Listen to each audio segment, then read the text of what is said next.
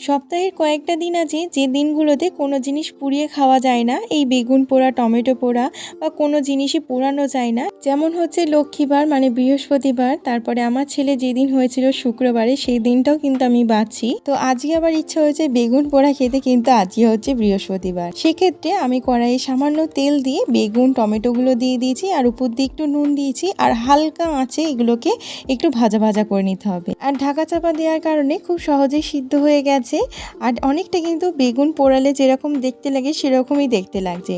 তারপর পেঁয়াজ কুচো, ধনেপাতা কুচো, লঙ্কা কুচো, একটু সর্ষে তেল, নুন দিয়ে খুব ভালো করে মেখে নিলেই তৈরি হয়ে যাবে বেগুনের ভর্তা।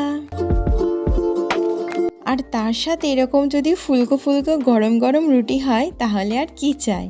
এরকম বেগুনের ভর্তা যদি সাথে থাকে তাহলে তো একটা রুটিতে কখনোই মন ভরবে না, আরও একটা তো চাই চাই। ভিডিওটি দেখার জন্য অসংখ্য ধন্যবাদ।